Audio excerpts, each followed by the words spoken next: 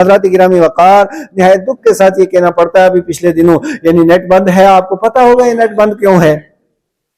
اور اس وقت حالات واقعات کیا ہیں پوری ریاست کے، یہ بھی آپ اچھے طریقے سے سمجھتے ہیں، اس لیے کہ جموں کشمیر ہماری ریاست تھی اور ہم اسے ریاست ہی کہتے رہیں گے اور انشاءاللہ تعالی یہ ریاست ہی رہے گی۔ میں آپ سے یہ عرض کروں کہ پورے جموں کشمیر کے حالات آپ کے سامنے ہیں اور اس کے علاوہ ابھی آپ نے سرن کوٹ وہاں دیکھا کہ سرن کوٹ کا وہ علاقہ ہے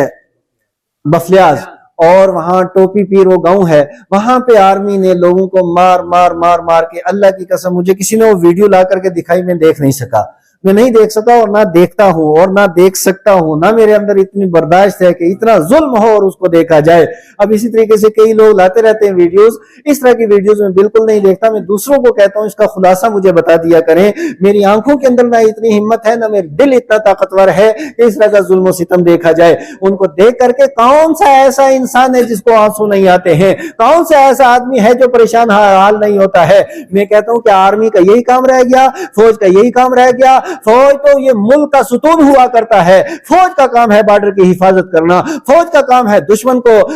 کو کیفری کردار تک پہنچانا، فوج کا کام ہے دشمن کی آنکھوں میں آنکھوں ڈال کر کے اس کا مقابلہ کرنا، فوج کا کام ہے کہ دشمن کو تباہ و برباد کرنا۔ میں آپ سے پوچھنا چاہتا ہوں یہ جو غریب لوگ مارے گئے کیا یہ دہشت گرد تھے؟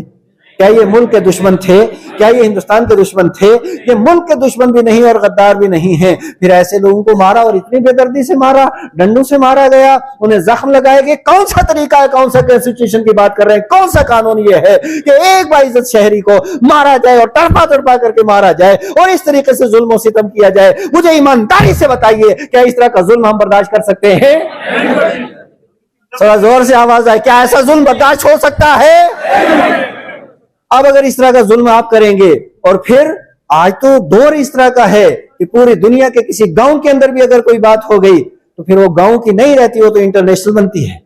وہ عالمی بن جاتی ہے، پوری دنیا کے اندر وہ پھیل جاتی ہے۔ تو آپ ہندوستان کا کون سا چہرہ پیش کر رہے ہیں؟ ہندوستان کی فوج کا کون سا چہرہ دنیا کے سامنے آپ رکھ رہے ہیں؟ ایک طرف دعویٰ یہ ہے کہ پوری دنیا کی سب سے بڑی جمہوریت یہ ہے، ایک طرف یہ ہے کہ یہاں پہ ہر ایک کا عزت و آبرو محفوظ ہے، اور دوسری طرف اس طریقے سے مار کر کے لوگوں کے اوپر ظلم کیا جائے۔ تو اس طرح کا اگر ظلم ہوگا تو تباہی آئے گی، ظلم ہوگا تو بربادی آئے گی، ظلم ہوگا تو پھر اس کے بعد انقلاب بھی آتا ہے، جب ظلم ہوگا تو اس کے بعد پھر انتشار بھی ہوتا ہے، جب ظلم ہوتا ہے تو اس کے بعد بغاوتیں بھی ہوتی ہیں، جب ظلم ہوتا ہے تو پھر انتشار اور ساری چیزیں پیدا ہوتی ہیں۔ اگر ان ساری چیزوں کو دور کرنا ہے تو پھر یہاں کے لوگوں کو اور ان کے گھر والوں کو، علاقے والوں کو انصاف دیا جائے۔